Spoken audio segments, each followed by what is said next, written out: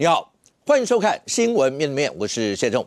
来看，为你介绍今天要请到的特别来宾，左边第一位，民进党副秘书长何伯文，大家好，大家好；台北市议员苗博雅，大家好；资深媒体人陈炳凤，大家好；右边为你邀请到台北市议员李明贤，大家好；战略专家林廷辉，大家好；时事评论黄一中老师，大家恭喜发财，蛇年旺旺来。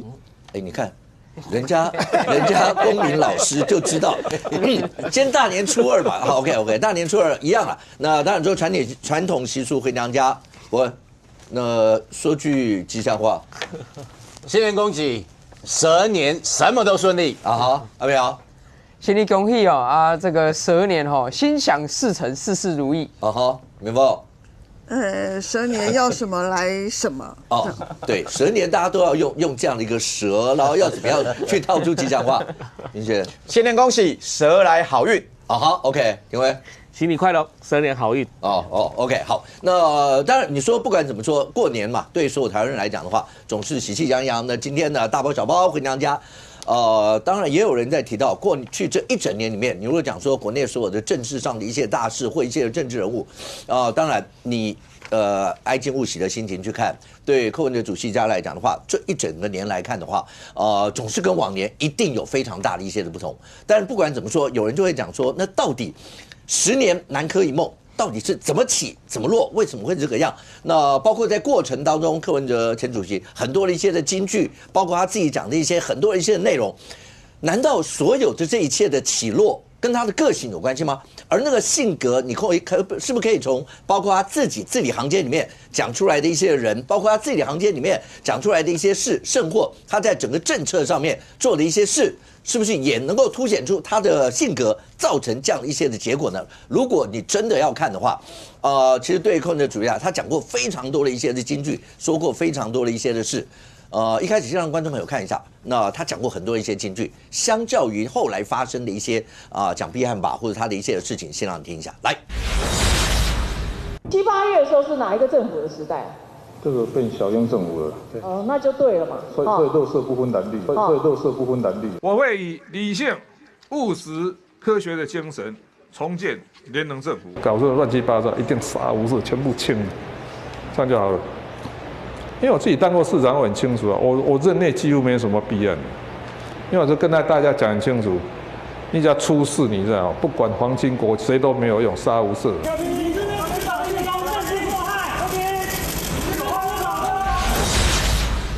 那没有？是。现在听起来会不会觉得不生唏嘘的那个感觉？这真的跟他的性格有关系，或是跟他在很多里面，包括我们在看到那印典里头讲的。这跟他想要当正啊，或者什么那些皇帝有关系吗？对，有一句话叫"水能载舟，也能覆舟"嘛。柯文哲就是典型啊，他就是聪明反被聪明误。他靠着他的聪明人生的前半段啊，是一路过关斩将。那甚至说选上台北市长那一段真的是创下奇迹。那时候也没人想到一个才刚出道，本来这个前一年还在当医生，隔一年选上台北市长，这在政坛他是第一个嘛那可是他当上台北市长之后，我觉得有一点这个梦做太大。那坦白讲就是这样，他以前也讲过一个名言嘛，他说这个台北市长第2任都做不好，因为第2任都想着选总统，所以第2任都做不好。这一句啊是100%完美发生在他身上。你看他任内8年留下来的所有政绩，其中绝大多数都是第1任时期做的，第1任时期规划的。尤其是他的这个朗朗上口的社宅啊，然后他说做这些建设，都是第1任林清荣跟林周明这个双林帮他规划出来。如果像我们在台北市这个监督市政，你就知道他第2任根本没有规划什么社宅啦，非常少。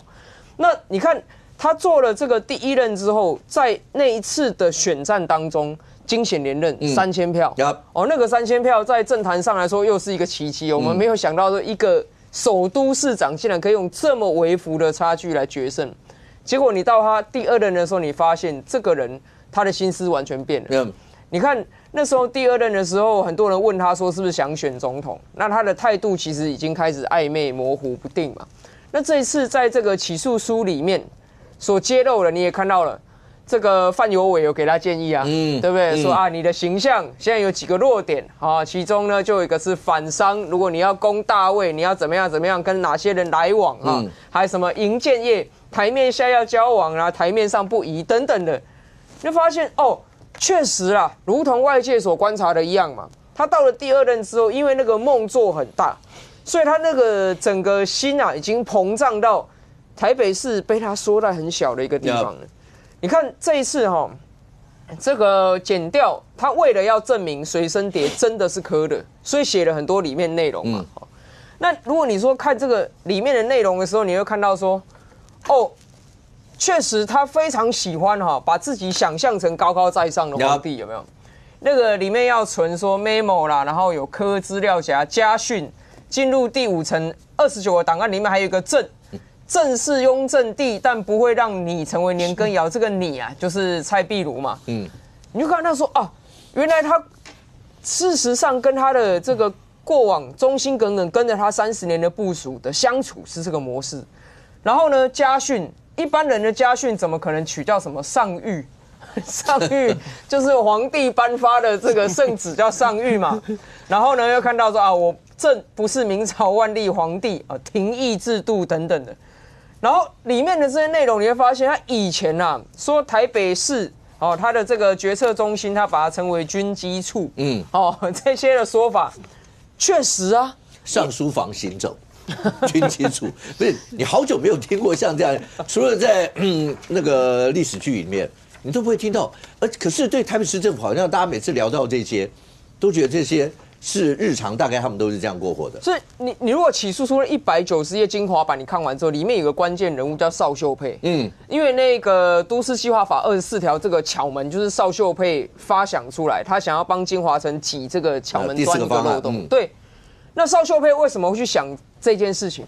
因为他看到另外一个林科长，只因为在晨会里面有一件事情，柯文哲不满他，柯文哲当场起诉书描写的栩栩如生啊。当场丢笔啊，然后说这个人永不录用，结果果然当天下午被拔关，科长调走变非主管职。所以那个邵秀佩看到了，惊呆了。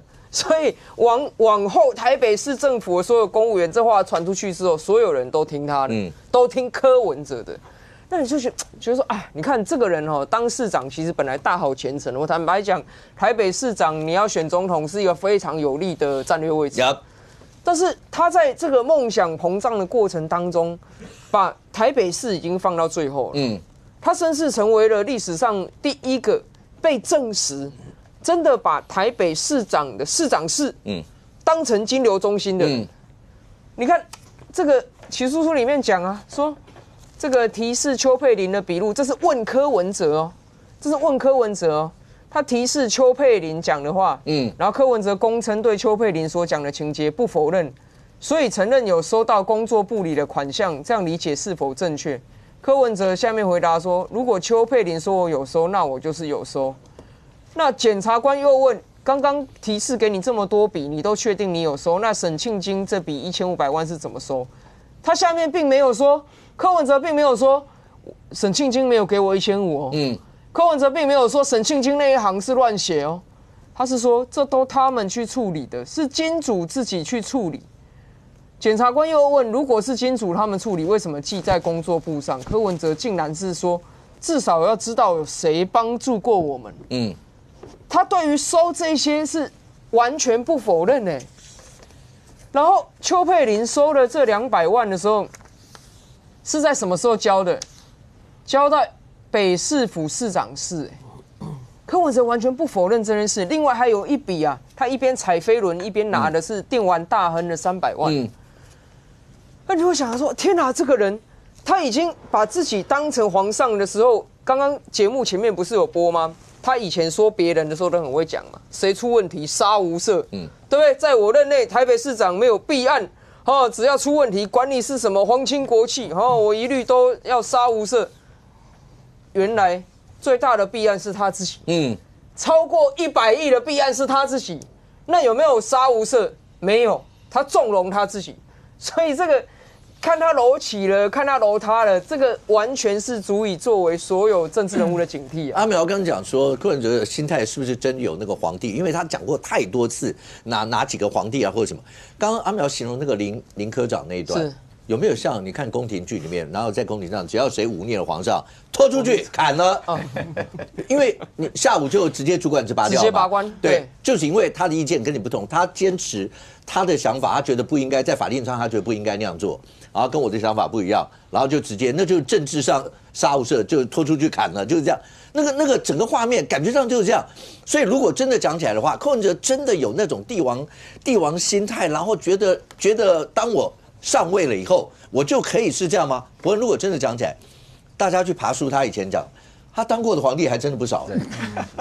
他真的当过很多皇帝啊，最有名的是雍正嘛，对不对？对，汉高祖、唐太宗，对，还有我这样讲哦，因为以前哦，这个不管在民间哈，小朋友一出生都会去这个批流年、批八字哈。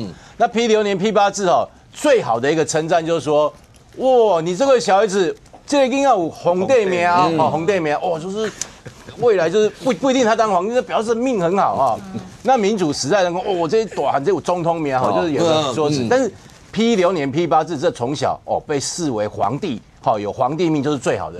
所以我觉得可能从小哈。柯文哲听太多或者类似这样赞美的话啊，他又聪明又会念书，哦，我这囡仔有皇帝命哦，就重宅等等。听久了他内化之后，好像觉得自己就是皇帝哦。我举例来讲，他最常讲说他自己像雍正帝。你如果说内心雍正毕竟他也有这个亲民励志，然后勤政的那一块啊，你放在心里，这个部分我好好的做事情哈，那也就罢了。可是他天天把雍正挂在自己嘴巴，在民主社会，好，那他把他挂在嘴巴也就罢了。这个，例如说像蔡壁如对他这么忠心，对他这么的努力认真，这么的这个忠于他竟然跟他讲说我是雍正，我可不能让你变成年羹尧。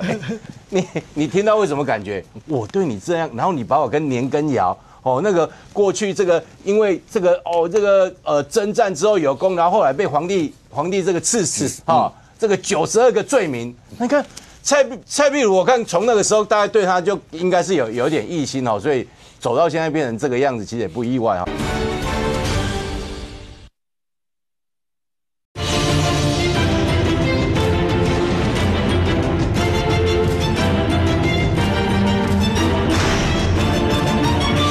蔡壁如，我看从那个时候大概对他就应该是有点异心所以走到现在变成这个样子，其实也不意外哈。那第二个更扯的是，你记不记得那个时候，柯文哲他要选。这个台北市长第一次的时候，当时我们都还是一代柯粉那个年代，大家回想一下哈，当时是多少人去这个支持他？因为他就孤单一个人嘛，没有任何资源，然后就是民进党很多绿营、很多台派的人去支持他。等他选上台北市长之后，开始慢慢觉得不对了啊。然后他竟然怎么讲？他说我就像汉献帝一样，汉献帝他把自己比成汉献帝他说。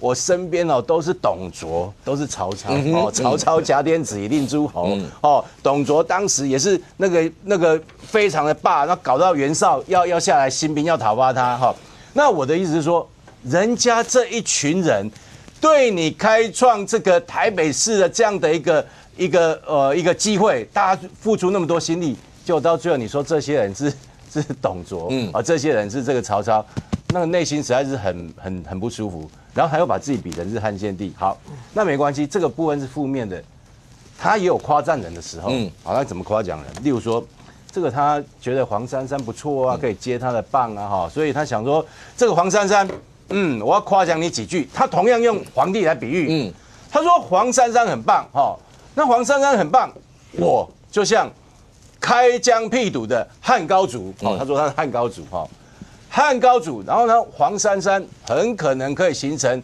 一个文景之治我汉高祖开创之后，然后你黄珊珊是文景之治，他称赞人，他也要用皇帝来称赞。好，那更有趣的是，有一次他要夸奖这个赖香伶，你知道赖香伶是过去劳工出身的那劳工出身、社员出身，难免话会比较多，比较喜欢这个谏言嘛结果很多人都说，这个柯文哲，你有办法这个接纳像赖香伶这种劳运出身的人吗？柯文哲说没有问题，我是唐太宗，他是魏征，厉害的啊，不是魏征，厉害的是唐太宗，唐太宗能够接受魏征察纳雅言，直言极谏，厉害的是唐太宗，你知道为什么吗？他说如果不是因为我是唐太宗啊，魏征不过就是一块烤肉 BBQ 而已，为什么？他只要讲的话我不中听，我就炮烙之刑，让他变成一块烤肉。就如果纣王的时候就 BBQ 了。那你可以想看，他整个人内心充满的都是什么？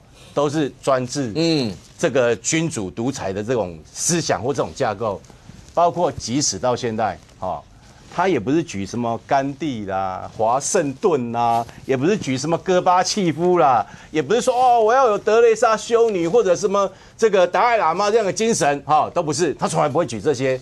他即使现在他举的是谁？毛泽东啊，毛泽东。我看毛泽东其实就是现代的这个帝王嘛，那种毛泽东，你看那种专列火车开下去，哇，那个车上这个小护士，然后所有的随从听着他的话，然后到了每个地方，专列火车上就下达很多指示，要搞谁，要弄谁，等等。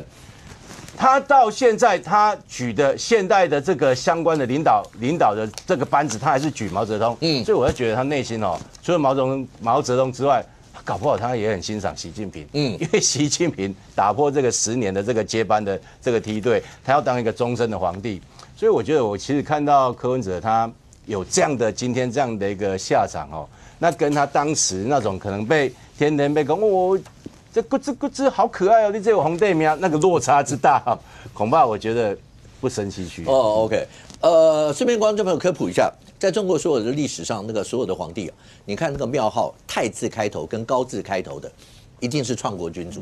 OK， 汉高祖、像朱元璋、明太祖、宋太祖、赵匡胤这些太字开头、太祖、高祖这些一定都是创国的君主。OK， 那柯文哲举的所有那几个皇帝来看起来的话，大概都是他心目当中觉得之间一定有他的一些的特色。廷辉这样讲好了，第一个雍正，他讲的是因为他嗡嘛。我今天没有带那个雍正的那个清世宗的那个，有一本是清世宗他的那个所有的奏折，你看那个雍正批字，真的跟柯文哲讲的一样，他一天批2万个字，而且他是用红笔、朱笔，然后眉批那些，就差没有说他的眉批比人家上的奏折的字还要多。雍正常常搞这样的事，但是刚刚讲到雍正跟年羹尧之间的关系，所以柯文哲包括他下面很多人，刚才博文也讲。蔡壁如听到这个会不会吓死？当初民众党，是我台大从地下室开始一路跟着你来，然后我上大家叫蔡壁如叫民众党之母嘛，我也不知道现在讲这个民众党的我会不会不高兴？好，那大家江湖很多封号，但后来呢？你看蔡壁如、年羹尧前后，刚才博文讲说他现在最喜欢比的叫毛泽东，他真的学到毛泽东什么吗？我不想这个。柯文哲他曾经到过延安然后他曾经讲过，他要去学习当时共产党怎么斗垮国民党的方法所以其实柯文哲学东西可能就都学到一半而已。然后再来，我们看他过往的这几年的表现说真的啦，你说他自己自比为正自比为雍正也好汉高祖也好，唐太宗也好这些皇帝基本上我觉得他连格都没有，连不够格啦，你知道吗？就是说他连要当雍正的这个资格都没有，他怎么有可能有去处理年羹尧的这个权利呢？然后我反而比较看起来，就从历史故事来看起来的话，我反而认为他跟年羹尧比较差不多一点。我们讲年羹尧，你知道年羹尧到后期的时候是怎么样？在雍正皇帝面前还跨坐，你知道吗？那个好像一副就是很不尊重这个长官的这种感觉对年羹尧来讲，你的天下是我打下来的是。如果要不是我平定西北打成这个样子的话，兵权。而且问题是说他以为自己是大将军王，你知道吗？但是问题是前一个大将军王是皇子，你知道吗？对，14子嘛，所以他怎么可以让大家认为说他可以比照这个皇族嘞？他搞错对象，他搞错自己到底的地位是什么？他膨胀的太大了。那当时因为雍正真的是很宠幸他雍正对他来讲的话是真的对年羹尧非常好，而且他在青海或者帮他征讨这些东西都不错。但是他犯了非常多的大忌。第一个，他卷入那个所谓的他们的皇子之间的斗争。这个当时这个雍正他派了皇九子到这个青海的时候，允堂，结果呢，年羹尧竟然是款待他，然后让他去做生意，甚至可以富可敌国。我是派你去，你帮我去监督他，结果呢，因为他是政敌嘛，结果你跟我的政敌太好了，这不是很奇怪吗？因为9王跟10王那个时候都是8贤王的党羽吧，是那一挂党羽嘛，他痛恨死这几个人，是啊，所以故意给他派到那边去，那你帮我去监视他，结果你跟他搞在一起，那你是不是有一天又变成那个我的敌对方，对不对？再来一件事情啊，你回到京城了之后就算了，你今天来讲要求这么多的官员，还要对你婆婆汤汤，我说真的啊，这个说年羹尧自己是败在自己的手上啊，最后你雍正一直贬他，贬到这个杭州去了啊，结果他还是要最后再顾个城门。我说真的，他自己本身来讲，难道没有意识到说皇帝准备杀他了吗？完全没有意识到啊，所以。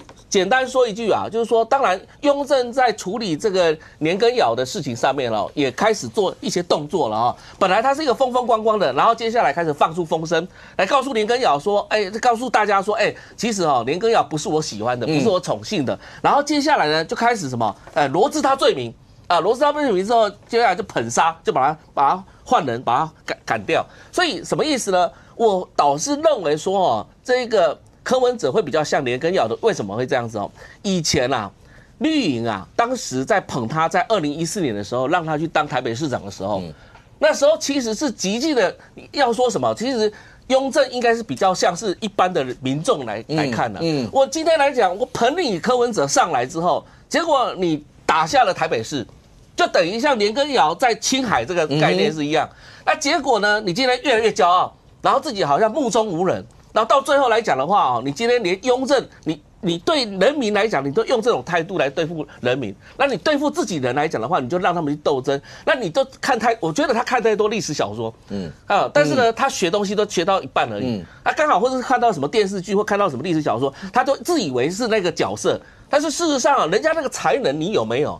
人家那个做法以及那个治国的那种做法，你到底有没有？现在你变成阶下囚啊！你现在变成阶下囚，你连皇帝都没当上，你就当阶下囚，那你还自比什么那几个皇帝？评委刚刚讲说，你觉得他比较像年羹尧，对他比较像年羹尧，他不像雍正。那你说雍正应该就是老百姓，是那柯文哲是不是被老百姓宠坏了？他自己说过，其实他是被宠坏了，但他加了一句话，那为什么大家还是宠我？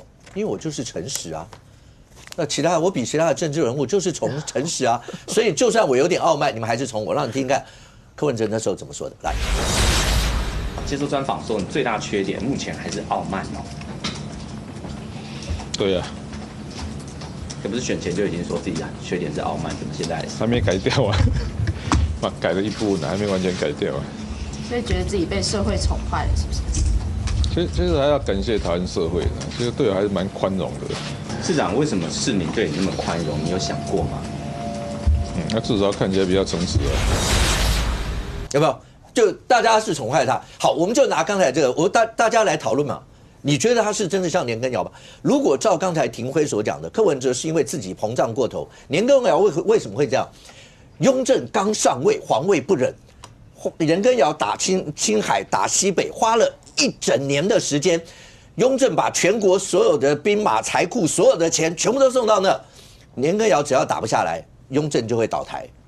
所以后来年羹尧打下了青海，回来了以后，就是刚刚讲那段。不过这也要怪雍正。如果廷辉讲雍正是老百姓的话，是柯文哲那句话吗？老百姓把他宠坏了。雍正那时候怎么宠年羹尧的？他回来刚讲到。大将军王，你真以为你是王吗？那时候是14皇子嘛，你以为你是大将军王？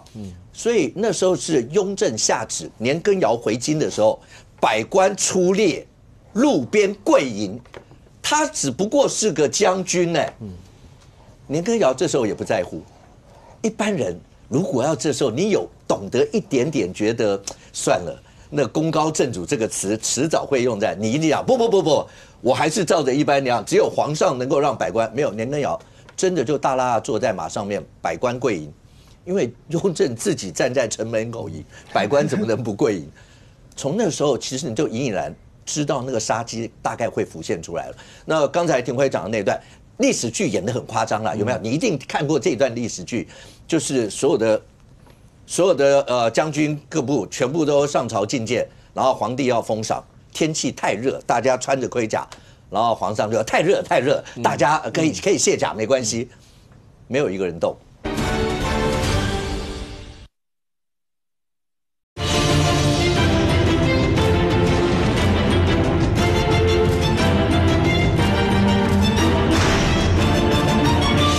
然后皇上就太热太热，大家可以卸甲没关系，没有一个人动。等到年羹尧看了一下，皇上赐卸甲，所有的人就卸甲。你如果是雍正，这兵到底是你的还是我的？什么时候轮到你说话？他们然后年羹尧加了一句：“那皇上请勿见惯，因为在军机在外，他们只知有军令，不知有皇上。”我不死你死谁呀？你告诉我，你说这家伙是不是从那一刻开始一路就出现了这么多？更不要讲，你如果看年羹尧那个封赏，他去讨赏，那个奏折一打开，所有的官员都吓坏了，因为那官变成全部是你封的，那要皇上干什么？要吏部干嘛？很多的这些慢慢惹下杀机。如果真的这样的话，公民老师，你告诉我，是老百姓把柯文哲宠坏宠成这样吗？就像雍正一开始宠，对。结果没有想到，你已经把年羹尧把自己膨胀成这样，是真的是这个样吗？因为柯文哲生逢时，我现在讲的是他的崛起的路上。OK， 柯文哲什么时候崛起的呢？大家要知道是2014年选市长，但在他选市长之前，其实2012、2013那个时候，台湾的整个公民社会是风起云涌。为什么呢？因为2016年马英九的第二次连任，就再次连任，那时候击倒蔡英文那一次，对台湾的公民社会来讲，其实一个很大的挫败。就是说马英九那前面那4年，2008到2012年，那时候当然是行政立法都是国民党，那可能公民社会想说没关系，那我们2016年有机会。所以2016年虽然差距没有2008年那么大。但是还是马英九还是赢了蔡英文80万票，而且国会又被国民党拿去，所以那个时候其实对公民社会来讲是一个很大的挫折。OK， 所以后来你没有办法在体制内去寻求这种诉求的时候，你就只能靠很多的街头运动。所以那个时候街头运动开始就蓬勃的发展。那其中一场最大场的就是到了12年是那时候是反核四，13年就是洪仲丘运动。洪仲丘完全是针对国家体制的一个抗议，因为当时的国防部就是完全就是要把这个案子盖下来。那因为行政立法都在国民党的手上，所以我们根本无能为力。一个洪仲丘下次就这样子冤死在里面，所以当时很多包括我这种退伍的阿兵哥，然后很多公民都觉得没有办法接受，所以我们2次上街头。第一次我们是到国防部，那时候我记得那时候的国防部副部长还说。我们会处理，然后那一天的下午，就我们去国防部7月20号，2013年7月20号的下午，马英九还到了洪仲丘的家里。这件事我管定了，管你个头了，你根本没管。所以后来到了8月3号，25万人下棋的凯道，下棋的叫做8月雪。为什么是8月？因为我们穿白色衣服，所以那个空拍下来，有那个十字架出来是一个，就是象征要为仲丘悼念。那一场唯一上台的素人，还没有政治人物不能上台。就是柯文哲柯文哲是在那一场25万人簇拥下把他拱上的那一台，所以才会开始有个讯息，就是说，哎呦，柯文哲这么的大家都受欢迎，所以是不是隔年2014年，因为那时候国民党还是就是一个大连舰队，所以想说是不是靠他来，所以民进党有人才开始讨论说，是不是要让柯文哲用无党籍的方式去跟连胜文对抗？这个故事我们都懂嘛。那确实他那个时候刚选上的时候，所以他那时候讲的话，你现在柯 P 金句，我用看出来，你真的是会觉得非常讽刺啦，一句一句的，这是他自己讲的。第一句，贪污来自纵容，长官不可能不知情，这样有得利哈，对，那很多长官都会撇除，不。第二句，绝不能接受厂商的招待，听起来很熟悉，在他还没有去那个逃出议员之前，你都觉得这句话就熟悉哈。第三，法律是给人民遵守的不是参考用的。第四，钱就像魔戒，挂上去就舍不得拿下来你看。柯文哲选举要关账，而且他说基金会也是魔戒，所以我是唯一一个政治人物不成立基金会的。后来不是成立了众望，A 的比人家多。第五，干脆不要编预算，就写我要钱就好。好，后面就是这些里里口口，这是很多。然后这里面还有一个就是柯文哲之前2013年，因为我刚才讲为什么会崛起，因为那时候在台大，他应该是台大医生嘛，也是台大的教授，就他上课的时候很喜欢讲一些插话啦。这插话其实听在学生的眼中觉得很有趣，所以后来学生把它做一个整理。后来这本有出，就是2013年时候有出版。不要他讲的嘛，绝不能接受厂商的招待。刚刚讲过，对，结果就速写嘛在大家没有去接受之前，这句话听起来很有道理然后法律追究的话，如果我所做的所有事情都让法律追究的话，下半辈子都要在牢里度过。柯文哲60几岁嘛，判28年，差不多了，差不多28年，如果关满的话，差不多。他自己2013年都预言他自己。我看到易中翻这本书哦，我都觉得。他如果真的要学雍正，要学得像哦，要写一本《大义绝迷录》哦。这个《大义绝迷录》写下去，因为我很多事情都很委屈，你们不知道了写。然后在这边预言，他现在在里面，搞不好他在写哦。雍正到最后他就是这样，他就不甘心你们我做这么好，你们民间为什么对我有那么多批评？哦，写了一本还要求到民间去宣扬。我觉得柯文哲现在要写一本那个，否则大家没有办法去要出现。读书会再把它让我简单把它读完。我还没做过自己想做的事，因为柯文哲是一个算是好学生、乖学生，从小就在柯妈妈的教导之下，一路这样子，你看很顺啊，新竹高中、台大，然后医生，所以其实他是算是，可是就是说他没有办法，我觉得他心中有一个压力，就是说他其实对自己是有自信的，甚至你们刚刚讲他看很多历史小说，林慧公，我就是这些皇帝，可是一直找不到有个机会让他出头。那很多时候出头是需要运的啦。那刚好我刚刚讲2013年那个公民运动的运让他上去，然后到了2014年，所以接下来他慢慢的，然后但是2014年那时候刚上台的时候，还有很多旁边那些他所谓的那些他是汉献帝嘛，很多董卓们把他关在这边，所以他那个还亏吼跟不到出来，所以他什么时候开始解放？2018嘛，2018连任以后整个就是开的嘛，所以后来你看到那些收钱的，基本上都是18年以后那些阿萨布鲁的，所以我觉得就是看到这里，然后还有这个，比方说。人家要给支票，我都说现金比较卡西，现金，所以沈清清的1500到现在还那个金流还不容易，所以小早一直抓了1500的，他当初如果收支票1500就一枪毙命，所以让你收现金嘛，虽然麻烦，可是不好查，所以这是，然后最后一句话，这个台湾的政治人物说谎是人民纵容出来的。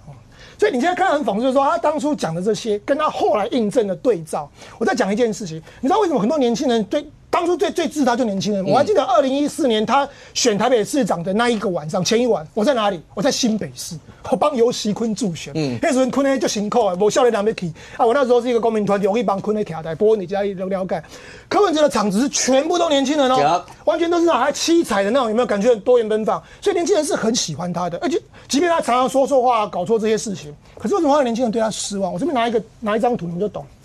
这张图是这是王婉諭做的，好，他在2021年做干什么呢？2021年的时候，民众党呢，他们成立了新北市的党部，好，那新北市党部成立没什么问题啊，问题是他的副主委，主委是谢立功代理，谢立功当时秘书长去代理那个主委，可是真正的实权是交给副主委，副主委叫李国宪，你可能不知道他是谁，他曾经选过2020年选过中和的立委，那他是代表安定力量，安定力量是什么？是反同的第一把交椅，然后当时这个活动上。安定力量的主席孙继正还在台下，孙继正还跟柯妈妈合照，就黄奕。你说这个有什么好去 argue？ No， 在前一年2021年的成立的前一年，2020年，民众党还去参加同志游行，在那边讲说他们很支持同志，他们要跟年轻人站在一起。你给你那个隔年成立的时候，你得给他去搞反同的势力大结合，这里面就凸显了一个东西嘛，你没有价值嘛，就是说。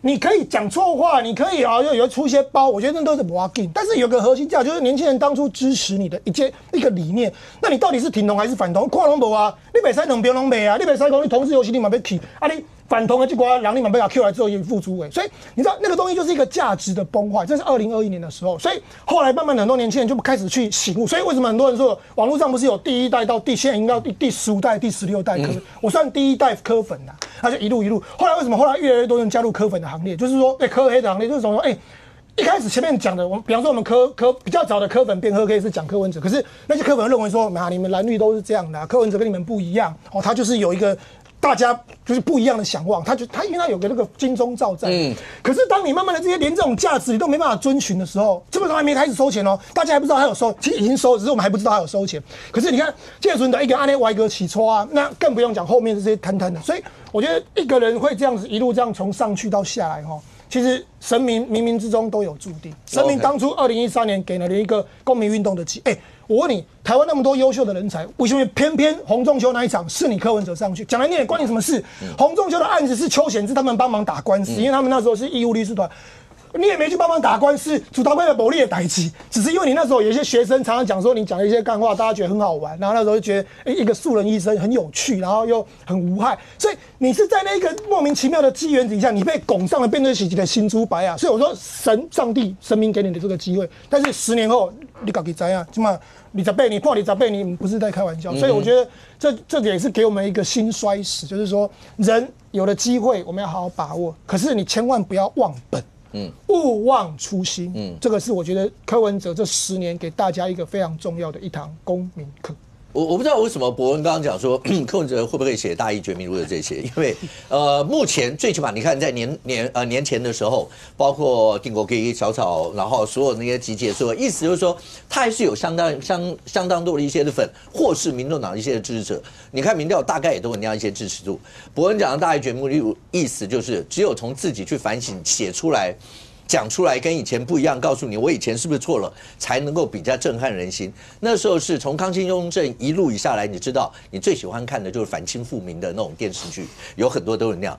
然后一直到了雍正，他们永远没有办法理解的一件事是，从康熙到现在我们做的这么好，就像韦小宝他们说的，对不对？他也想不出来，这现在那四海升平这些，为什么你们大家还要反我们？一直把满汉之间讲成是这个样子。那当时鼓吹最厉的，包括刚刚讲曾经啊这些人。所以呢，后来雍正就讲没关系，想办法叫这些人来，回头来写一本《大义绝密录》，告诉你们大家为什么要这样反呢？现在就韦小宝后来讲的那些话，这个其实这一招很早以前都有人用过。明成祖朱棣还记得吗？那时候靖难以后拿下了天下，当时反他最反的，包括号称要靖难所有的人里面最有名的一个大儒叫方孝孺，你一定听过明书大儒。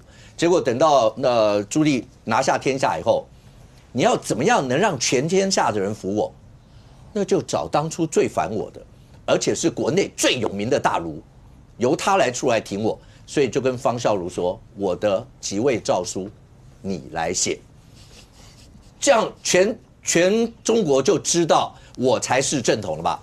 没想到你就知道后面的故事。后面的故事就是方孝孺打死不要，方孝孺一去就直接骂反贼，然后什么什么这些，然后讲说你真的不写，我杀你9族，才出现了那句名言：你杀我10族又如何？朱棣我就完成你的心愿，杀你10族。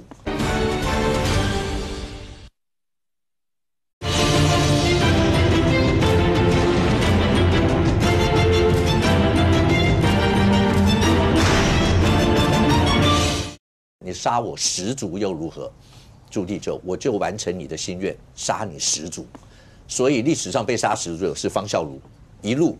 而且你如果看好了，当然有一些是在历史小说里面加进去的，可是朱棣他们那个时候处死杀人从来不手软的。OK， 10族每个杀是把他最亲的人带到面前，问你写不写，不写，在你面前杀给你看。OK， 大概就是这个样子。那只不过那个时候朱棣没有成，雍正他成了，所以后来就叫人写了一本叫《大义绝密录》。可是所有这些，难道真的大家看到了刚才讲起诉书？好，他们要讲起诉书里面，起诉书里面的，当然以律师的角度，起诉书里面的不代表一定是定论。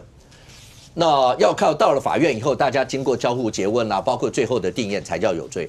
但最起码起诉书表示检方在过程当中，他经过了相当的调查，所以刚刚讲说，包括传邱佩玲来问这些，然后问了以后还要去问柯文哲，你有没有什么好？所有的这一切，其实总是他调查了一些，包括物证啦、事证啦、人证，所有这些，然后洋洋洒写出来所有这些，但这里头你还是看得出来，总是有柯文哲这些支持者也会告诉你说是不是司法迫害啦，所有这些，所以明凤真的都是因为被宠坏了吗？你刚刚讲柯文哲有讲，我就是老实啊。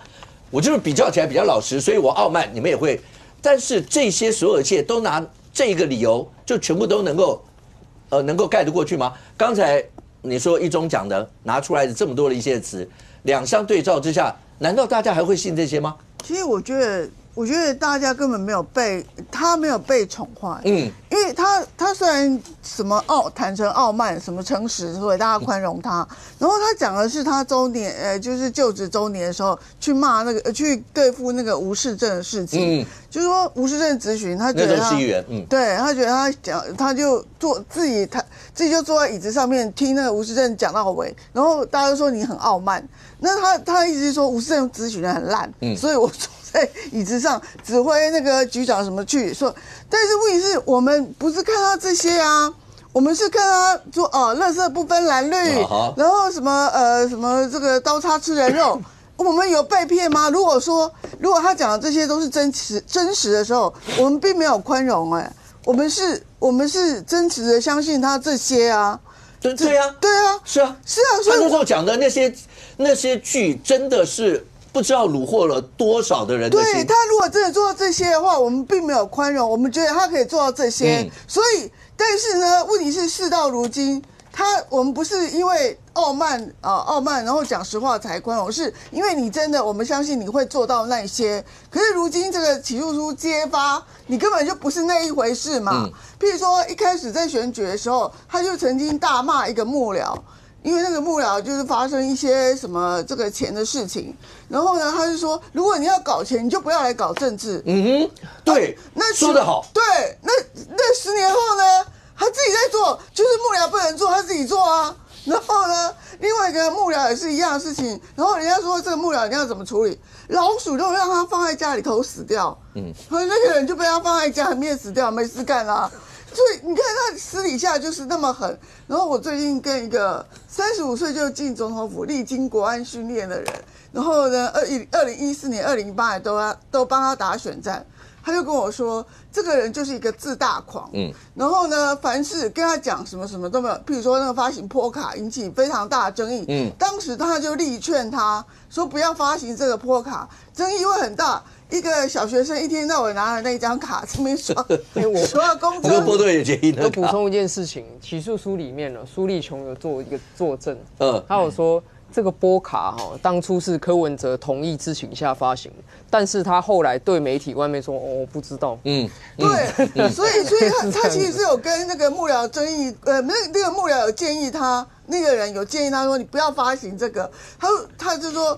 正义已决，他就回答他正义已决，然后那个人就快要昏倒了，然后他就说你不要一天到晚讲你智商157，拿那个玉官的测验来跟我说你157，可是他真的常讲他157啊。对，然后他就很讨厌，就是这种自大狂，然后那个人就跟他讲说我是特种官，我当时是200，如果你157，我200，我200怎么样？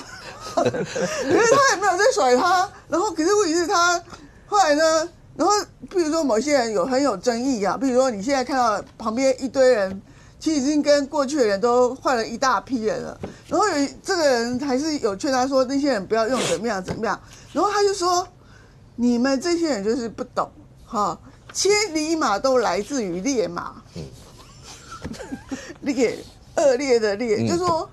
他会变千里马，不是一开始就是千里马，是会用人的人，那个人让他变成千里马的。言下之意就是说，你们这些蠢材用了人呢，就不会变千里马，那我就会把劣马用成千里马。然后那个人就快要气疯了，然后所以2008年就决裂了。决裂之后，2023年他又去找他帮忙要选举，那个人就很不客气的写一封信把他骂死，说你这个人自大狂什么，然后又没有见过世面，草包一个怎样，然后呢，你知道吗？你为什么会叫槟榔？如果你再这样搞下去，你就变樱桃了。所以说，外面红，樱桃是什么？槟榔我可以想象，槟榔不是外面绿里面红，樱桃要去红啊，就从头到尾红，就全红了。不要抹红樱桃。对，没有，他用词就是樱桃，那个就是骂，你就变樱桃了，这样，然后骂最近打电话，我不晓得他为什么，然后就说你看检方都办错方向了。橘子是重要没有错，可是真正在处理钱人是谁？为什么不去查成这样？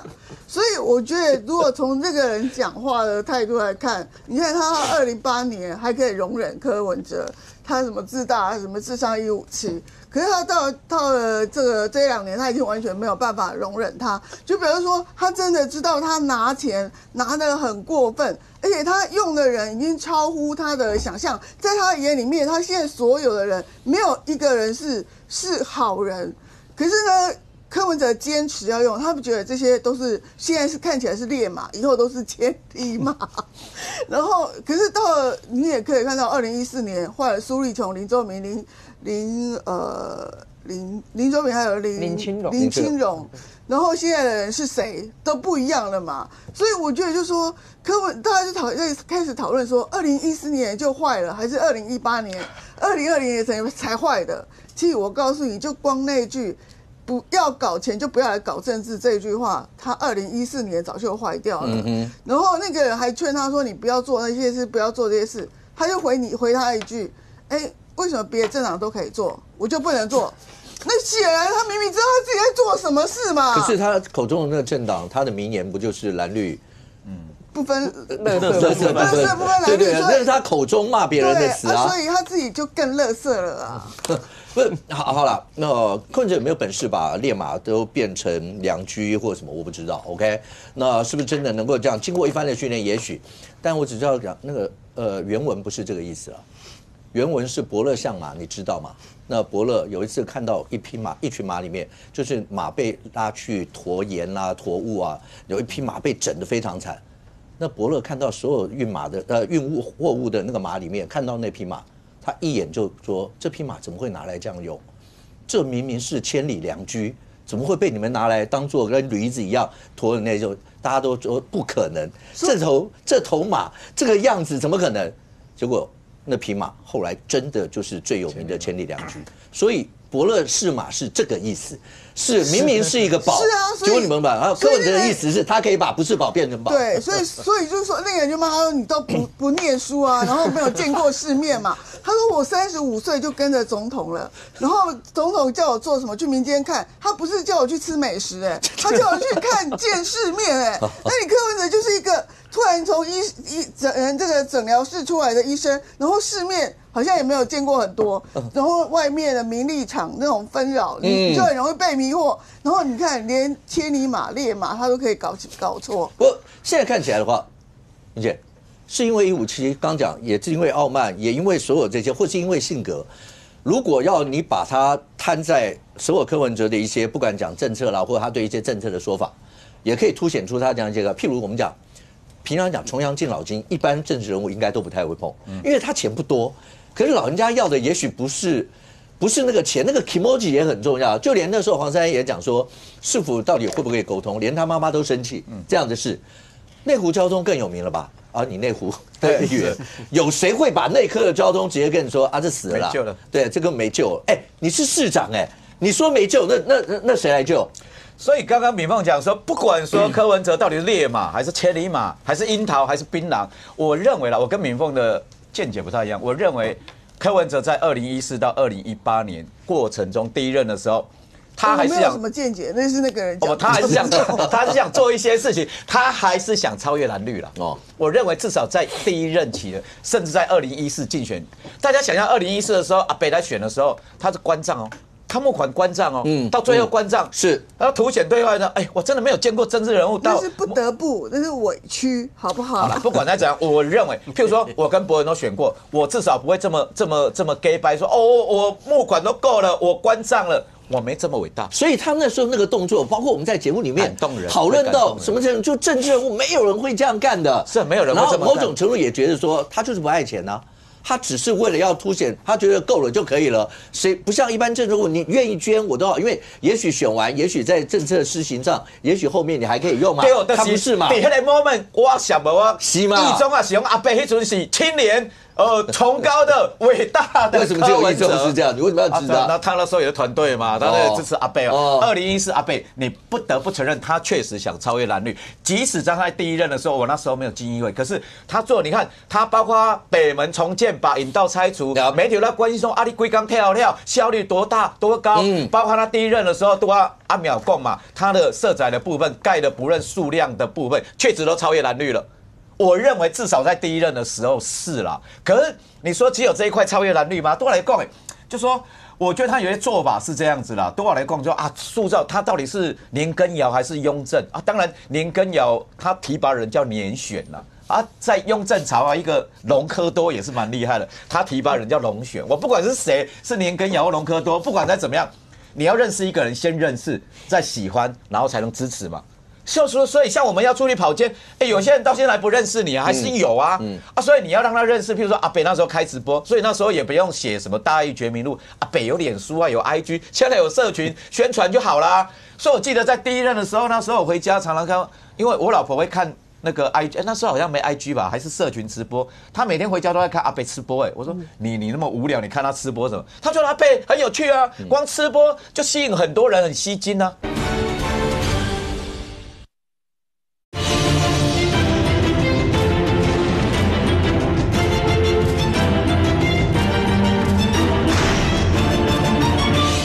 他每天回家都在看阿北吃播。我说你那么无聊，你看他吃播什么？他觉得阿北很有趣啊，光吃播就吸引很多人，很吸睛啊。至少第一个是我老婆是深蓝的哦，这不会改变哦，烧成灰都投蓝的哦。所以可是他被阿北吸引了，你看认识到喜欢啊。那喜欢到支持会不会跨过去？对，有些人就会嘛。所以阿北在第一任的时候确实吸引到很多，甚至我认为中间选民甚至跨到蓝的这一块。可是他的政策的部分有没有问题？有啊。第一任的时候，刚那个5个提到嘛，敬老津贴的部分，你知道？我记得说后来取消敬老津贴在发的时候，我在跑基层又遇到，有一年啦，我忘了是哪一年了。他那一年敬老津贴停发的时候，刚好在重阳前后发了老鼠药。就很多支持者老的讲，你敬老津贴你没钱好，你个饭老饲药好，你给我讲了饲药哦，真的很多人这样骂就后来环保局在讲说原来时间以后要跟那个重阳节要错开，不要在重阳节前后发老鼠药，这很多老人家在骂啊。然后内科交通是这样子啦，他说内科交通没救了。后来我们2018我进入议会的时候，我们很多人都在质询，可是你说阿北真的。他是嘴巴就秋还是说他不想解决？我认为阿北还是想解决了，只是他嘴巴太秋了，讲说内科交通没有救了。后来我们提出各种方案，我们建议说我们干脆在新盖的港前大桥，就说跨越基隆河，这是我提案在议会提案嘛。你知道阿北带我去桃园看兵工署的兵工，就说架那个贝利桥。他说如果可行的话，在基隆河我们先架个贝利桥来实施来试试看。就后来去兵工之后。发现我们的贝利桥没办法跨越基隆河，没有那么长。结果阿北那一天去参访之后，只有我一个议员去嘛，因为我提案。阿北除了聊贝利桥之外，还聊了很多军事。说有老共打来，我们没有办法搭贝利桥，那怎么办？首都被攻陷了怎么办？他对我那时候才发现，原来阿北对军事的兴趣远高于市政是不是那时候已经开始布局选总统啊？是有可能的所以包括你看，包括 U-Bike 后来取消的前30分钟免费，这些市政的部分。第一任他确实想透过市政来超越蓝绿，可是很多市政后来其实得不到支持之后，他就开始说了譬如说，你看他在连沟通的部分，我认为是他从量变到质变了。第一任的时候，你看他在台北市议会质询的时候，第一任我还没进去，2014到2018，他对许荣廷质询的时候，瞪后来第二任没有啊，他包括很多譬如说很多那个早餐会啊、午餐汇报、便当会啊，他密集排的很多是。很多一直在找蓝军的议员去，而且其实蓝军一直洗干不洗干，他一直把时间排出来，所以他有刻意在拉拢了。没有，是如果照刚才那个一直往下讲，不可讳言，嗡嗡嗡这件事，还有他们的那个 T 恤，不是还有那个7点半，就7点半晨会，对，多少年来都是这样，所以现在黄国昌不知道接他们主席也讲说他们开会也是7点半或什么，就是知道这个某种程度一定还是会吸引人嘛。可是如果照刚刚以前那样讲。他确实那个嗡嗡7点半是一直都是这个样，当然我知道老人家本来就睡不着，可是他也没有老到这个样子啊，所以确实他在这方面，我相信有很多人会觉得说，你看人家就是这样做，还有就算连起诉书出来，然后这些你看，包括年前不管从定购机或是你只要接触过一些小草朋友，他们就跟你讲说，又怎么样呢？你们讲那些钱，他去拿了什么？就像你说到市长室拿钱变金流中心那就人家要给他的钱啊。不行吗？那你们就要分这么清楚吗？什么一定要政治现金，或一定要给民众党的他就不能够拿，或什么一定要变成是这个样吗？或是甚或有人讲啊，蓝绿也有这样啊，为什么你们就是要挑柯文哲？那你要怎么讲？其实柯文哲会楼起楼塌最大的问题来自于他所塑造出来一个政治路线，叫做所有的道德标准都是拿来要求别人，他是这样子他一开始把他自己形象道德化的多么厉害，就说垃圾不分蓝绿财团刀叉吃人肉然后郝龙斌当台北市长几百亿的案子都不知道，可以741这些的，都是他树立起来的一个所谓他披着新政治大旗的一个超高道德标准嘛，对不对？可是你也看到一件事情，就是说现在所有台面上已经揭露出来的事情，我们就不论那些传闻了，我们只讲起诉书里面有证人去作证讲出来的事情，是不是每一条柯文哲都打脸柯文哲？所以我说柯文哲现在为什么他会这个不信任度高达70%，是因为你不用找别人来打脸柯文哲，柯文哲就是打脸他自己。你看，刚前面大家讲的这些所有的他过去的这些经历，他讲的每一条道德标准，哪一条他没有踩线？光是第一个钱不清不楚的事情，他严重踩线啊，甚至还创立一个人头公司来把这个政治现金直接进到人头公司的这个账户里面，这个在政坛蓝绿从来没有人这样做过，所以他确实超越蓝绿，收钱的手法创新超越蓝绿啊。可是你看现在更大的问题是说，他的这些党的这些党公子还在继续坚持帮他辩护，包括说我看到最近有很多说法说，小沈的210万因为他们说1500没有金流嘛，那210万总有金流了吧？那他们就说这210万是合法政治现金啊，哪有违法？那我就讲真的，如果这种道德标准可以过关的话，以后我啊、博文啊、明显啊，我们高兴了嘛。反正我们选举都开政治现金账户啊。如果是贿赂的汇款，只要汇到政治现金账户都没事，那请问往后政坛还有谁会有事？没有人会有事啦，大家就通通都来这样收钱嘛。这显然是一个绝对没办法过关的道德标准，但是现在却被他的这个白色力量党居然奉为圭臬。还有这个刀叉吃人肉的事情也是一样啊，100亿的容积楼地板，100亿容积楼地板，岂容得你跟你的这个市长好朋友2个人一下去他家唱歌，一下在市长室见面2、3次，这些来来往往的，就拿了100亿的容积楼地板，而且还是自创名目。那你说，柯文哲你的道德标准拉到很高嘛？那怎么会突然变成这样子？然后包括说市长室也可以在里边这样子收钱，可以在里边这个变成是柯文哲自己那笔钱后来收到哪里，到现在都没有人可以说得清楚嘛。甚至我看到还有人讲说，那个时候柯文哲没有在选举啊，所以他没有开政治现金账户啊。一般人正常人的想法都是，那你这样收就违法了。但是他们的想法竟然是，那这就是赠与，这就是赠与，他没有超过244万还免税，只有这个电玩大亨那笔300万超过244万，只有逃漏税的问题，只是行政法，哇，荒天下之大稽啊！你去问当过台北市长这么多人，蓝的绿的，马英九、阿扁总统、郝龙斌，有谁在市长室里面这样收的？唯独柯文哲一人。我相信现在蒋万安他也不敢在市长室里面这样收。那我觉得这是你的道德标准，讲来讲去，通通要求别人。那以这样来讲的话，怪不得啦。刚刚在讨论说是不是宠坏了？我要讲不是人民刻意要去宠他，而是他演得太像。就是说啊，这个他是什么科学、理性、务实嘛？结果政治现金账做乱七八糟，大家不知道。那清廉勤政、爱民爱乡土，7点半上班，大家只看到他7点半上班，原来看不到他在市长室里面7点半进去之后到底在干嘛。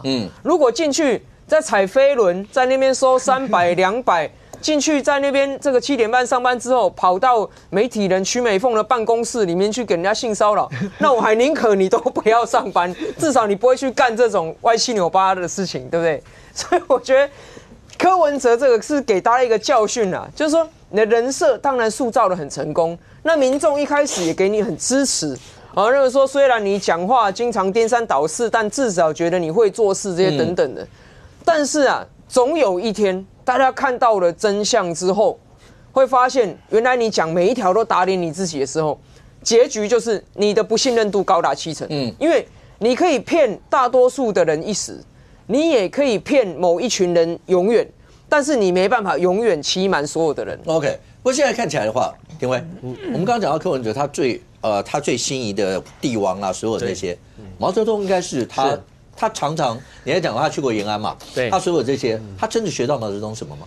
还是学半套嘛。你这样说真的，毛泽东是把蒋介石打到台湾来，然后还统一了整个，那也没有说统一啦。然后基本上毛泽东的才情事实上是他没办法这个的，因为毕竟来讲，毛泽东也是读过很多历史书的嘛，然后他文采不错嘛，而且你看他也做了这个所谓的《沁园春·雪》这个诗词嘛那当然了你看到因为他这一篇毛泽东这篇讲的概念是什么东西啊？你看到后面有提到江山如此多娇引无数英雄竞折腰。其实大家都是希望能够拿到这个江山嘛。但是呢，他感叹习秦皇汉武略输文采唐宗宋祖稍逊风骚。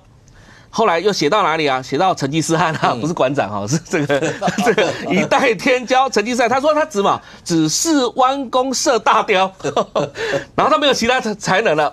然后接下来就没有人了，接下来就看我啦那意思说接下来就是毛泽东中间那个明清都跳过去了所以这个柯文哲讲的这个雍正其实他也都跳过去了。但是人家毛泽东基本上会写出这个诗词来讲话，他是因为当时在延安的时候，他因为这个当时共产党的决策说要跟蒋介石一起来共同抗日，所以呢他于是呢在出这个延安之后呢，到了陕北之后，突然间下大雪，然后于是呢他就心里就想了这首词，然后把它写下来。后来这个毛泽东他在重庆会谈的时候，跟蒋介石在重庆会谈的时候。那当时的这个重庆的相关的报纸就把他过往写过这首诗呢，刊登在那些报纸上面。所以其实说真的你就算要学毛泽东来讲的话，你就要搞定这些对手，或者是搞定那个党内的人士，或者搞定党外的人士那你至少要有他的才情在嘛。那这问题是你这个柯文哲学都学半套的情况下，你没有毛泽东的才情，你又想做毛泽东事情，对不对？你说真的，有人比喻说什么东西，就说你搞掉你的同学李文忠，就像当年这个毛泽东怎么搞掉刘少奇一样。但问题是，人家毛泽东、刘少奇那是在争大位，那在党内斗争的情况下，那你不是你是在什么？你是贪污的情况下，把责任推到人家身上去而且他们两回事真的，因为从李文忠那句名言，那个真的是名言金句。我很负责任的跟大家说，我完全不知道。然后到了柯文哲口中，就是从头到尾都只有你知道，大家都不知道。对，这真的很难想象。对所以我就说这个。真的是比什么东西因为我不敢讲那些就是说，因为这个毛泽东跟刘少奇之间的那种关系，然后或者是说毛泽东跟周恩来之间的关系，那时候是在争天下，而且是在处理国政的这一块大家的权力斗争。但是你的权力斗争是什么东西？不是，你是赶快把责任要推到人家身上去，所以。柯文哲有一个现象是什么东西就是说自己犯了错，但是他自己不会承认自己错，但是他都是旁边的人错，永远不是我的错。那这时候如果看有谁这个可以承担这个责任，就把那个责任推过去，所以这个才会造成说检察官才会从中间捞漏洞嘛，对不对？因为你就是囚犯困境嘛，你一定是什么，对方一定会咬死你嘛。那咬回来的话，你当有些人当污点证人或干嘛之类的，你自己本身柯文哲就你没有统御力，所以我才说他读书都是读一半的，你没有那个才能，也没有那个能力，然后读书又读一半的话，你什么事情乱搞一通。OK， 对，刚廷伟讲，如果你真的要学的话，平常讲，你不管说你喜不喜欢毛泽东这个人或者什么，他的才情，那你只要去读，他有非常多的一些他写的一些诗词的东西。当然，你也不管《沁园春·雪》这个，也有人讲说那根本不是他的原创，他就是拿了别人来做。不管有没有这样的一些批评，但是这一首确实是他有名。重点不在这，重点是。如果真的柯文哲学了毛泽东的话，你知道毛泽东那个谋略有多深？这一篇是大概1936年左右吧，那时候就是国共要联合抗战，对，那个时候他写的。那时候的氛围你可以想象了吧？那时候好，包括你说那个西安事变，结果国共要联合抗战，那个氛围，国共一家去抗日的那种氛围，那个时候毛泽东没拿出来。他到了1945年，抗战胜利了以后，国共要2次重庆会谈的时候，他去以前刻意把这首丢出来，然后丢给重庆所有的那些报社跟文人，大家就开始不断的讨论这些。你知道，你可以想象这个背景，刚才廷辉有讲，是因为那时候国共合作，所以他就塑造了国共那时候二次重庆会谈，就大家一家亲。中国人不打中国人，大家一家亲，然后怎么样？为了未来中国的大计，就是这样。毛泽东那个时候已经要打算从苏联那个地方，包括接收所有相关的那个时候那个满洲关东军的兵器，包括过程当中已经策划好了要怎么样把蒋介石给撂倒，中间都没有这种氛围，然后把这个等到整个讨论到那已经讨论到盛嚣尘上以后。大概1个月以后，蒋介石跟他所有身边人才发现不对，怎么会整个氛围都变成是主张大家要这个样？那我们骨子也是要把毛泽东他们给把共产党干掉的，结果怎么会他先发制人，把所有的氛围搞成大家一家亲，其先输一招，后面兵败如山倒。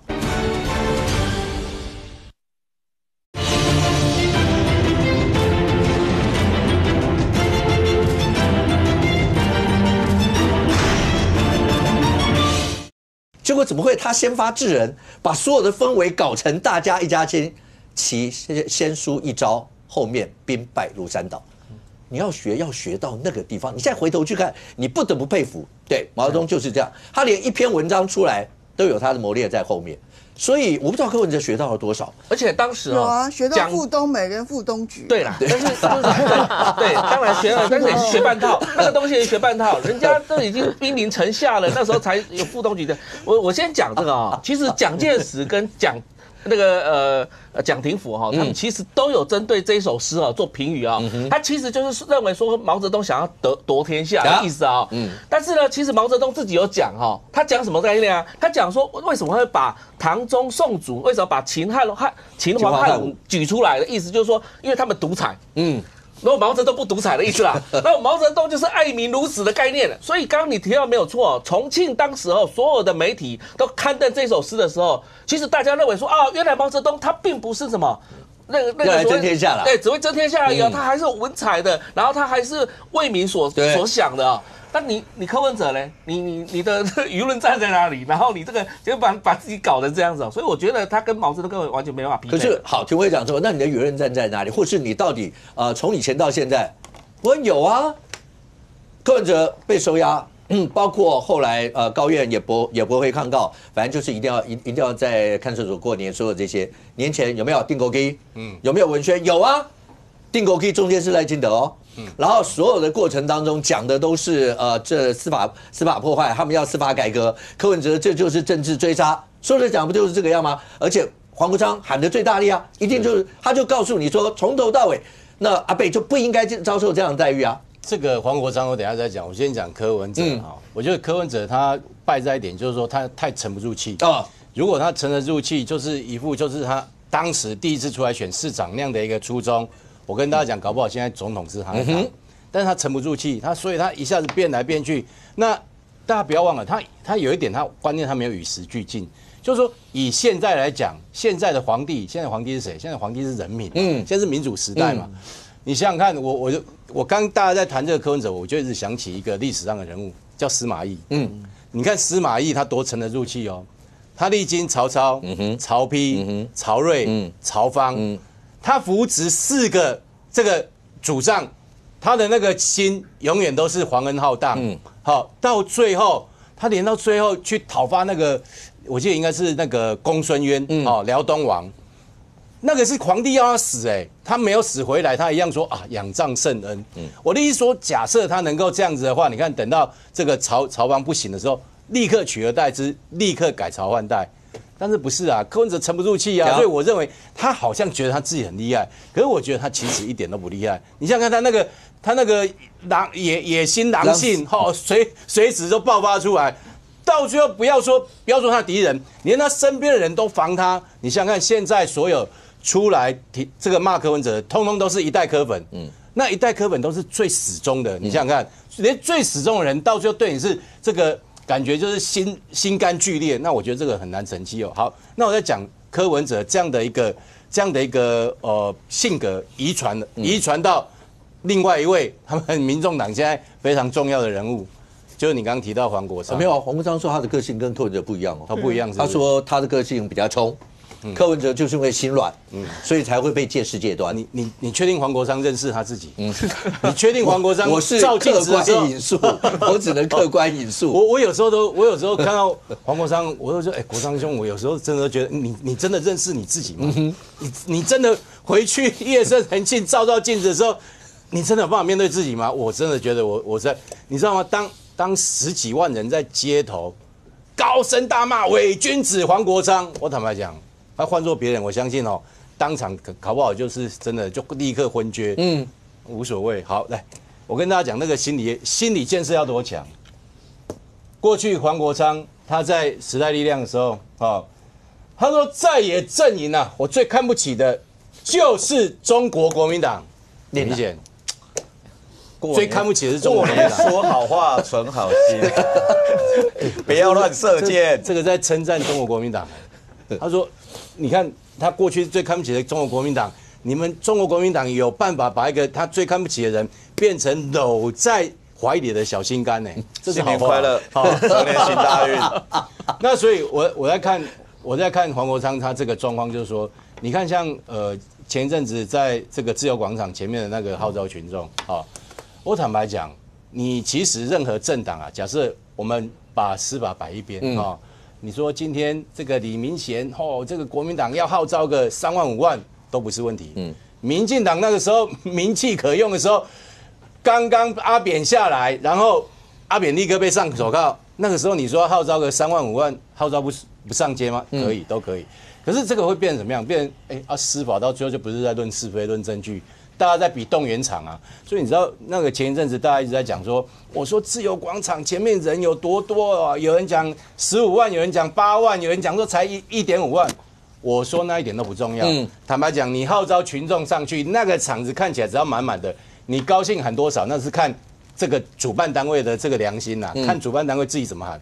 但重点不是这个，重点是如果我们台湾的这个司法到最后变成晾在一边，然后大家在比群众场，这很严重。而且你知道吗？那一天在自由广场这个民众党闹完之后他们那个礼盲滥权那一部分我就先不要讲啊。什么赖清德放人，赖清德能放人吗？赖清德如果放人，他自己就被关了，你知道吗？赖清德是总统，他怎么可能？那一段最大的一个逻辑上的问题是出在，就赖清德你手不要深入司法，对，然后下一句说赖清德放人，对。就是赖清德到底手要不要伸进司法？就是我如果要放人，就表示我手伸进了司法。对，你叫我不要伸进司法，然后你要我放人，就这两件事矛盾。对，我的意思说，这个要先解决这个逻辑上的一个问题。对啊，对不起，我们太逻辑了。过年嘛，新年快乐，新年快乐，是吧？那第一个赖清德不可能做这样的事情。第二个就是说，他那个逻辑，刚刚那个主持人你已经讲了，就是你要我不能介入司法，然后你又说赖清德放人，这个就是很扯。好，更扯的是怎么样？那个。那一天他应该是礼拜六结束完之后，然后隔个礼拜的礼拜一，礼拜一的早上黄国昌立刻找这个郑明谦，立刻在立法院，郑明谦跟法务部的官员就在质询台上，那一天怎么样？那天这个状况，通通都我担，电狗机就是我怎么样？要办啊，要办来办我好了，你知道那个感觉，我就觉得我的天哪！你知道他很敢，他敢到什么地步？我从过去到现在看那么多政治人物，没有一个政治人物敢针对个案赤裸裸的干预哦。除了赤裸裸干预之外，干预完之后还公开跟我们的检调司法的头呛架说：“来办我啊！你敢不敢办？你来办我就是我。”我觉得这个事情坦白讲，这个东西我讲讲几句话，尬拍应该打谁？就是说。你政治怎么样的这个互相的竞争没关系，可是你总是要维持一个司法或检调他们一个独立办案的一个环境。但是如果说这个把司法弄得这乌烟瘴气，大家到最后是比拳头的话，哇，那台湾就真的都退路了。OK， 如果真的你说这个过程，那个刚刚讲到司马懿后来西晋司马家的天下，大家都说是司马懿忍出来的。中日两朝之间最能忍的人物，日本德川，然后在中国历史上就是司马懿。但你也不得不佩服一个人，如果真的讲三国最厉害的人，我觉得曹操真的厉害。曹操跟曹丕说过，司马懿绝对不能留。这个人因势狼步，绝对狼子野心，能用先用，意思能用先用，不能用就杀，能用完也杀。这个人绝对不能留。你必须说曹操看人是真的，最起码史书上是这样讲，但没办法，后来就是司马家天下。可是如果现在真的你赵伯伦刚刚那样讲，一路走到了现在，尤其是你讲111定勾稽以后，对，黄国昌不是在那天后来是1月13吧，对，就礼拜一的时候在法制委员会那一段，一周，为什么黄国昌对着法务部长直接讲定勾稽，我号召的。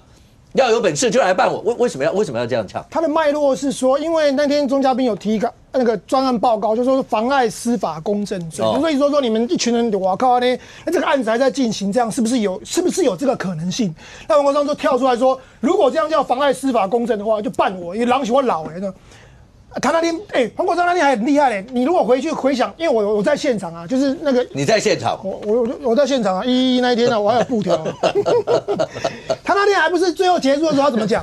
他不是战车开了说，我们现在可以冲总统府，但我不冲，意思就是说我随时都可以过，就警察下一个。因为我那天在外面，警察本来坐在那个椅子上那个滚，就外面那个往总统方向都警察坐在那边，一阵枪被开的人，所有警察马上变冷枪，怕他往总统府冲。他不是这么讲吗？然后他说我不冲，意思就是说我随时都可以冲。五哥有一句话，俗话就是说，我没有讽刺人家的意思，就会咬人的狗不会叫，那会叫的狗不会咬人。国昌的个性就是安尼啦，你摆就知啦，所以你敢不是法务部呛法务部，嘛是赶快，那就是伊的个性啦。那为什么我有资格讲这个呢？因为我又找到，我今天真是公告，你跟他有，这是2017年12月，他那时候不是被那个罢免吗？那因为他当时是被安定力量罢免，安定力量是反同，我是挺同的嘛，所以我们当然是无条件要来帮国昌老师就是声援嘛。虽然这一仗后来很丢脸呐，就是说同意罢免他的有48000多票，那不同意就我们这一边的只有21000多票啦。但是因为未达那个选举人的对25%，要到63000多才罢免，所以后来他被救下来了啦。但是这个时候，就是这一战，那所以我认识他很久嘛，我们就大概知道他的个性嘛。只是说他会变那么多其实后来想想也不意外，你知道为什么？你看柯文哲就知道了嘛。柯文哲刚刚不是说有镜子吗？你在波文庄讲嘛，他们现场还发这个镜子，这个叫明镜。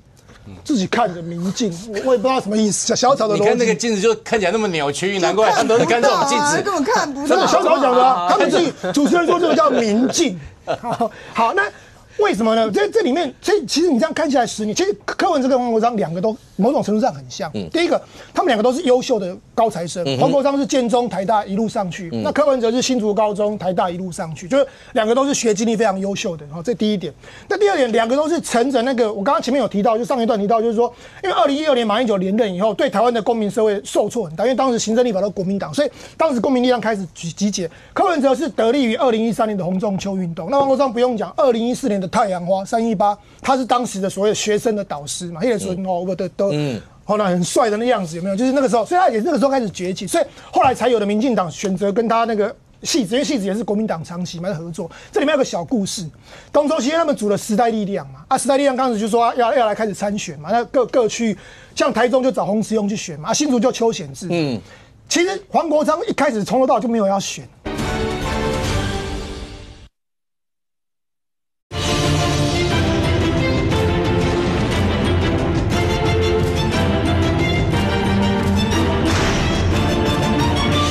像台中就找洪慈庸去选嘛，新竹就邱显智。其实黄国昌一开始从头到尾就没有要选，一月准是老多啊，他是那个时候的那个创党的那个前辈之一，叫 Freddy 嘛，Freddy 也下去选。大家都下去选了，对黄国昌的不爱算，一的是一副就是一的不爱一捧哦，然后一直跟到最后，打仗的是将军，元帅不上阵。他因为他的个性就是，我竟然他不会往前冲，一的是画就大声，是别照。太阳花的时候也嘛是画就大声，嘛别去照啊，阿苗嘛栽。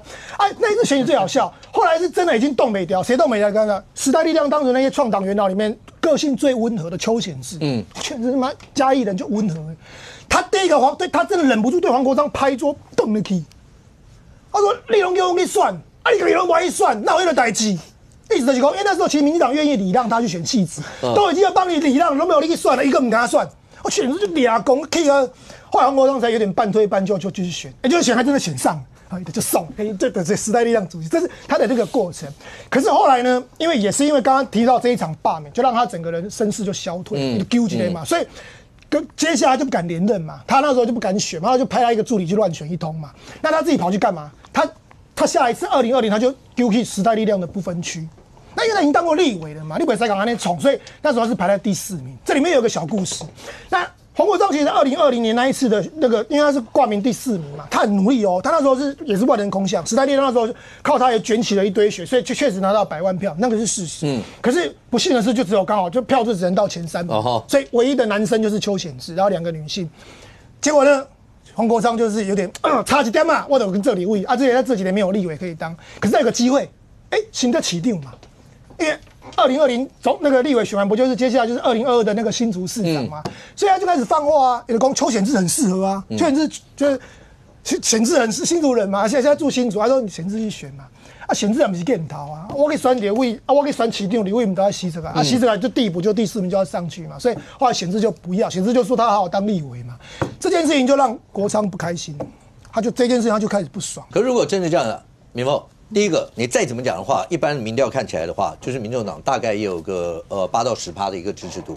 那如果是这个样，现在看起来的话，国内整个政坛，尤其立法院，大家都说2月1号以后，那会不会整个就是腥风血雨，大概就是大罢免时代或者什么？因为对赖清德总统来讲的话，包括元旦文告，你说民主，然后要最大的民主力量啊，选举罢免、创制复决，所有这些，可是有很多人听就听罢免那2个字。也就是说，在未来会不会算是所谓的开绿灯？那如果经过柯文哲这件事情，大家都说蓝营跟白营的结合一定会更紧密，所以未来就永远是这样。尤其大罢免，如果蓝白的实力一直结合的话，对绿营要怎么罢也很难过啊。是啊，就是说大家在讨论罢免，当然蓝营的仇恨值会比较高啊，因为他过了很多那种很奇怪的法案嘛。那现在就说，但是问题是，如果你现在到2028年席次如果罢免下去的话，席次最稳定的当然就是民众党嘛，他就没办法罢嘛。那可能这个蓝绿方面就各有损失或者各有增加这样子。但是问题是，现在就说昨天就是说那个就是年前那个电工机那个出来的人，我知道有很多议题的总和，就是说因为有很多反民进党议题的总和，譬如说国民党那些人。国民党那些人可能是动员的，但是也有反年改的，也有什么反民进党什么某个政策之类的，所以就变成说它是虚的，它不是真正存在完全是支持民众党力量的人。你可以看看北所或是民众党前面北检上面前面声援的这个小草，真的只有几株而已啊。所以说，但是问题他还在民调上面，他还是有10%左右上下的铁粉嘛。那现在昨天这个这个说就是那个更勾机之后，那个小草协会就要组织一个协会，然后要开始去进入民众党的党中央了。那这种东西呢，就是有助于这个稳固整个民众党的中央。其实电工机那一场，我觉得声援阿伯的意义不大，充其量就是帮那个黄国昌当那个党主席充场面，这个意义会比较大。那小草协会进去所谓的稳定，我觉得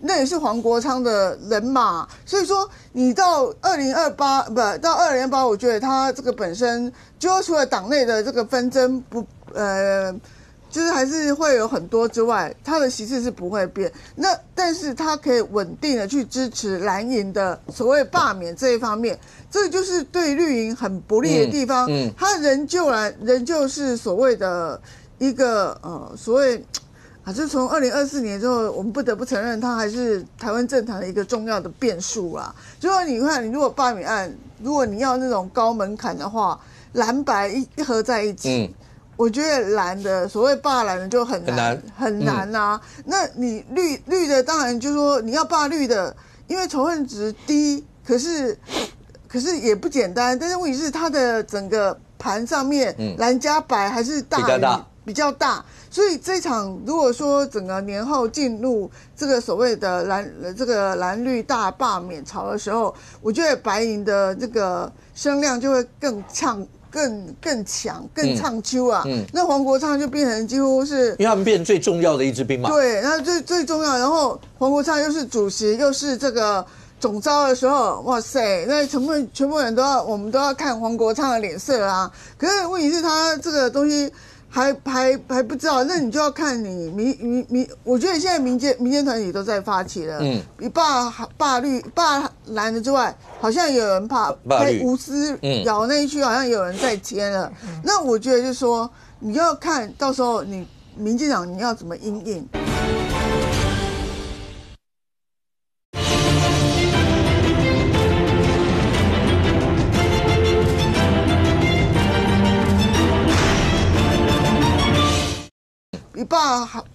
罢蓝的之外，好像有人怕无私咬那一区，好像有人在签了。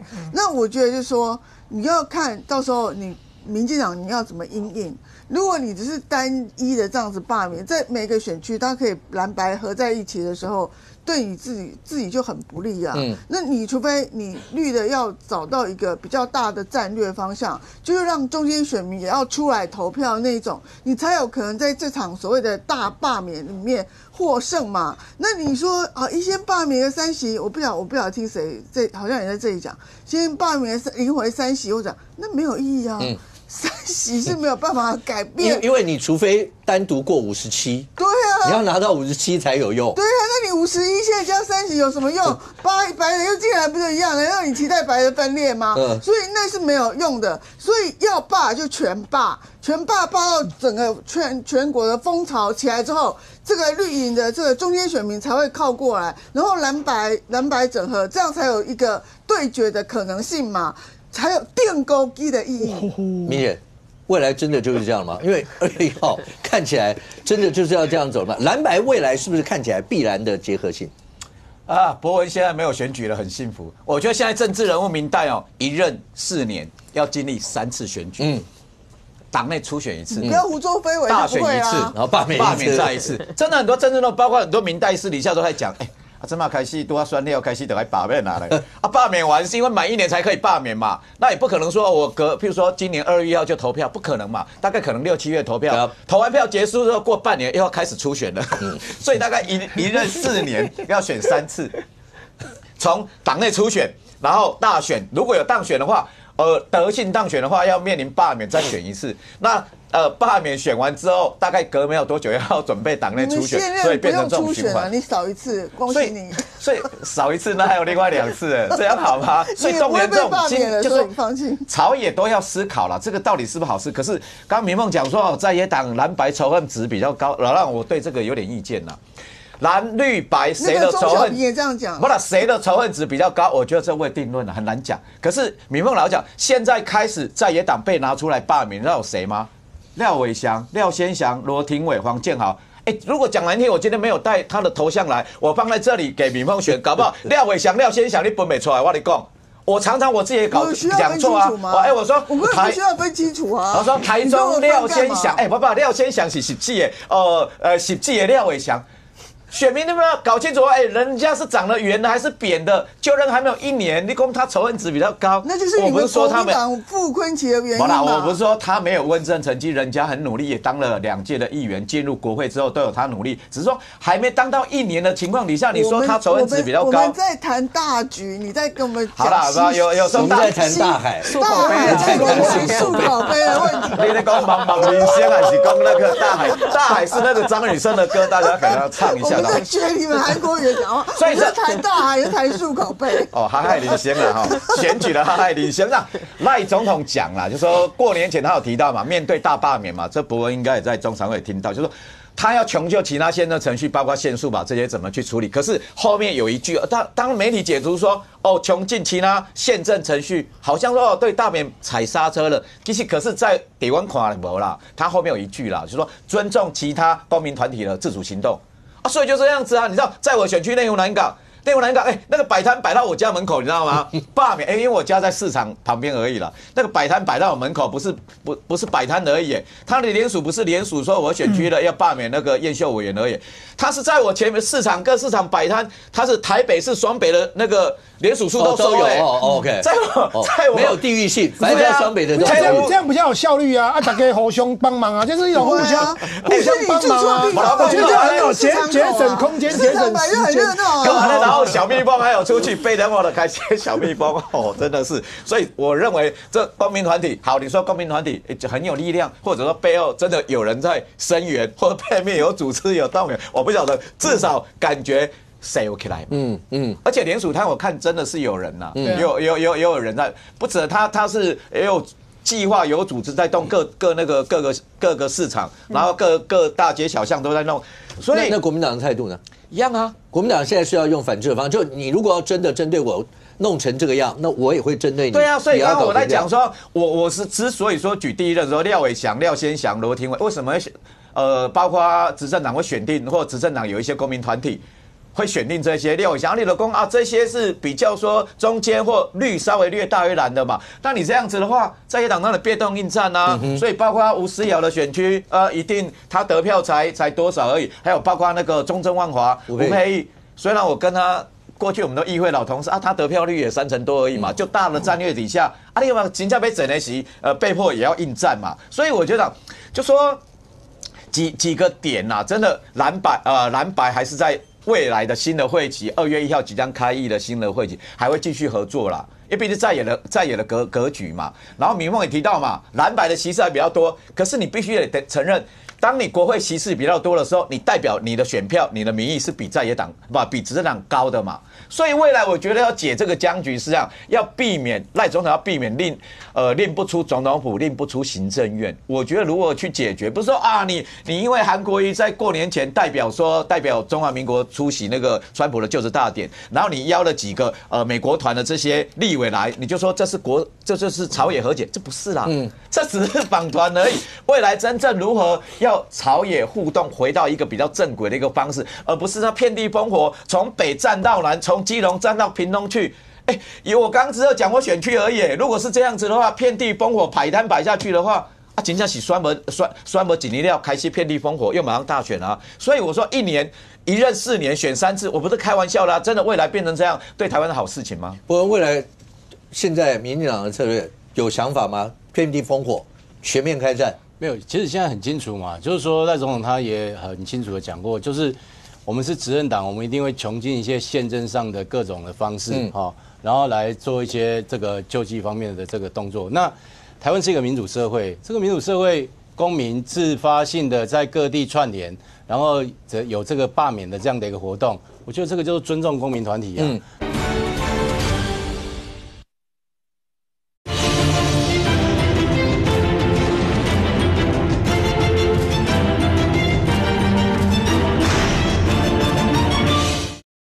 现在民进党的策略有想法吗？遍地烽火，全面开战？没有，其实现在很清楚嘛，就是说赖总统他也很清楚的讲过，就是我们是执政党，我们一定会穷尽一些宪政上的各种的方式然后来做一些这个救济方面的这个动作。那台湾是一个民主社会，这个民主社会公民自发性的在各地串联，然后有这个罢免的这样的一个活动，我觉得这个就是尊重公民团体啊。那这个部分你也不能够讲说这些公民团体，像国民党他们是直接政党就毛起来干了我政党比公民团体大，我政党的党工直接就出来摆摊，我认为这样不智那我觉得我另外就是提醒大家，就是说不是说这个执政党不作为，而是你要知道像这个像现在要过年，我们总预算现在还卡在立法院那这个国民党他们有很多的这个各种可能的这个理由招式你想想看，如果现在是由这个政党来发动这个大罢免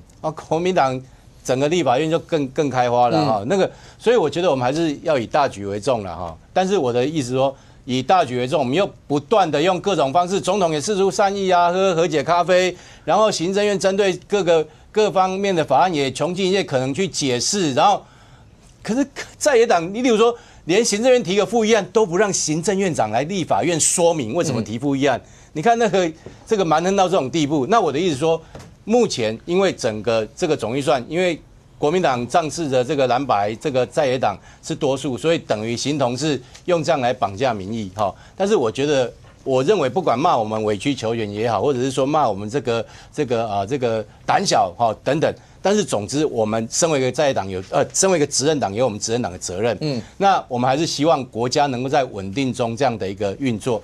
否则你想想看，今年如果我们就跟国民党一样搞这个大罢免后，政党带领起来。那社会又一阵冲突完，这个等到年底，大家又要收拾残局之后，明年开始真正选举又要来了。明年开始年初开始就各县市长提名初选就开始来了，所以我觉得这个很多部分要方方面面考虑。我们不是像因为国民党现在的这个方式国民党这种在野党他已经是像一种流寇的方式在打，我俩没有明天。国民党是那种我俩没有明天的那种打法，你知道吗？是李自成还是那个张志忠？但是我觉得我们执政党，我们觉得整个大体整个大局，我们都还要好好的做一些这个考量大局为重。然后我觉得这个公民社会的这个罢免，我觉得要给予尊重。国民党不需要用对公民团体这样的污蔑抹黑，你自己要用政党的力量出来，你自己政党力量出来没关系，那不需要去骂这些公民团体。公民团体选举罢免、创制复决本来就是人民的权利行使公民的权利是很正当合理。阿苗最后30秒来。我觉得其实不管是释宪也好、复议也好、罢免也好，或是和解咖啡，任何方式都好。重点是你的目标方向应该是要让国家回到正轨。我一直在讲蓝绿白谁都好，你只要能让国家回到正轨，你的民调就是上升，就是这样子。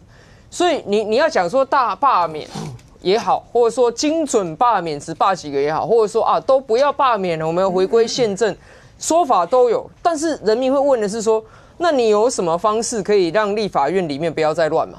立法院从去年的2月1号就任到现在，到底通过了什么对国家好、让国家前进的法案？全部都在搞政治的嘛，国会扩权的嘛，废掉这个宪法法庭、冻结宪法法庭的嘛，还有财划法分了3700亿下来到地方之后，地方规划好要干什么了吗？这些种种的让整个国家陷入乱局，然后民众看政治觉得越来越厌恶、越来越反感的时候，我觉得。各党的领导者，你如果说真的要拉拢民众的心，你只要能够提出一个目标方向、具体的策略，可以达到让国家回归正轨，那绝对就是今年的赢家。今年最后30秒来。刚伯恩讲说在野党像流寇一样，老讲啦，不要讲流寇。过去包括明末的时候，那叫农民起义嘛。你要让农民吃得起饭，国泰民安，风调雨顺，人人都吃得起饭，人人有工作，人人有公练，那就不会起义了嘛。所以我觉得说，朝野如何去思考摆定那个位置，我觉得执政党掌握权力的还是有责任的。来，听会最后30秒来。其实是我们宪政制度上的设计啊。你说真的如果要嘛，你国民党就提出不信任案嘛，那就解散国会嘛，对嘛？那就叫做全面改选，他们就会说他们。但问题是什么？现在我们大罢免的工作在什么？叫做局部解散国会的概念。